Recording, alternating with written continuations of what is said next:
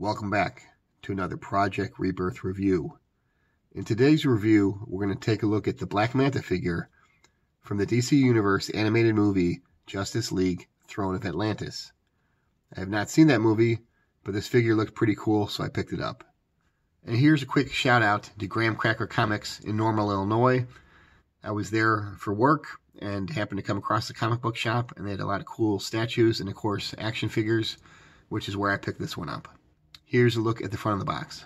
Here's a look at the left side of the box, the right side of the box, and here's a look at the back of the box.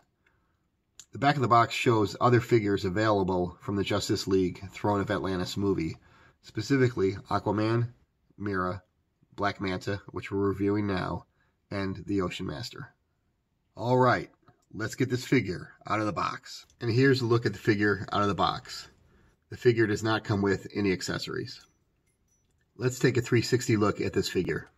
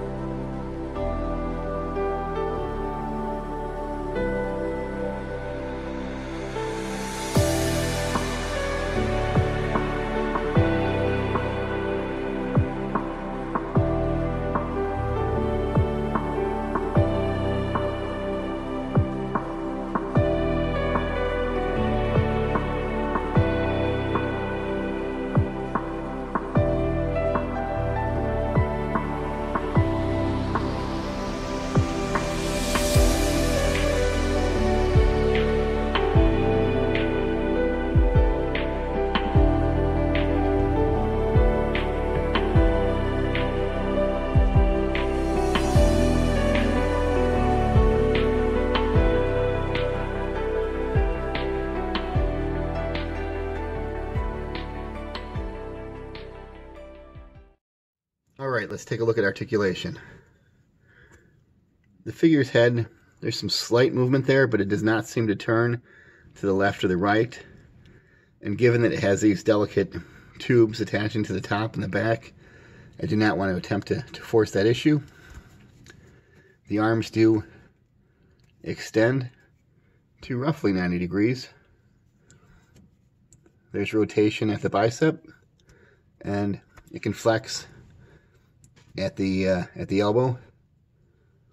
Both hands are a solid fist without any opening at all, so the figure cannot grasp or hold weapons.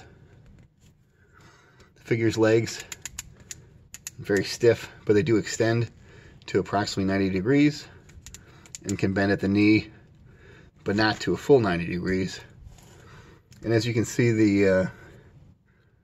from the calf all the way through the foot or the boot is one solid piece with no movement.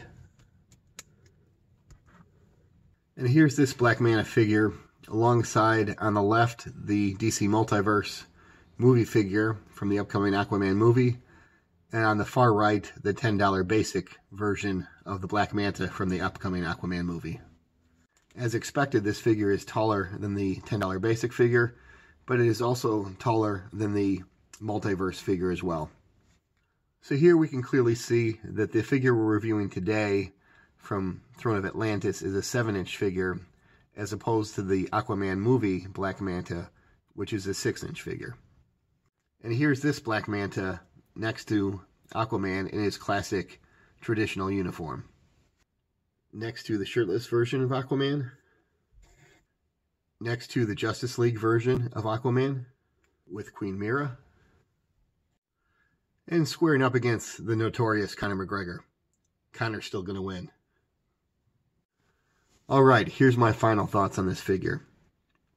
I want to address 3 things: look, articulation, and scale. So first of all, talking about look. With regard to the look of the figure, I think it's pretty cool. Normally I would not buy an animated, cartoony looking figure. And even though this is a figure from an animated movie, it doesn't necessarily appear that way. I think there's enough realistic elements to the design and look of this figure's outfit or costume that it does look like it could be from a actual movie, live action movie or TV series. So that's a plus for me. Now it's funny, when I brought this figure home, My older son said, "Dad, why did you buy this figure? It looks stupid." So like they say in Roadhouse, opinions vary. Moving on now to articulation. Number one, I want to point out that this figure is kind of top heavy and has a tendency to want to fall backwards. And as we talked about, personally I don't mind when figures don't have an ab crunch because it can make the overall appearance of the figure look better. However, this figure is not only lacking an ab crunch, it does not have movement at the waist, and the movement in the legs are very limited. And while the knees do bend, given the limitations in the legs, I still don't see that being much of a benefit.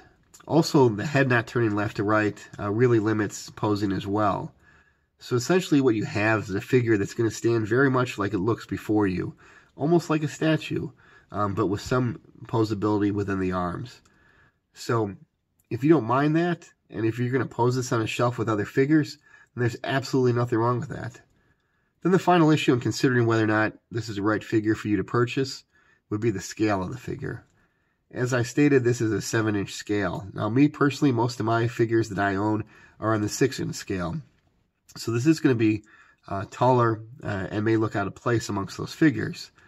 However, in this case, being Black Manta being a villain, I think it might be kind of cool to have a villain loom and look large and imposing over your hero figure, in this case Aquaman. So I don't think that's necessarily a bad thing, but something to keep in mind.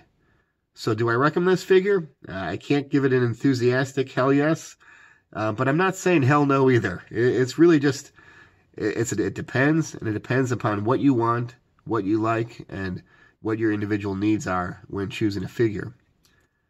For me, I never thought that I'd have 3 Black Manta figures. It's a figure that I don't know too much about, but I'm pleased that I got them, and I'm greatly looking forward to the Aquaman movie in December. So, that was a long conclusion. Thanks for bearing with me. Thanks for watching, and I'll see you in the next Project Rebirth review.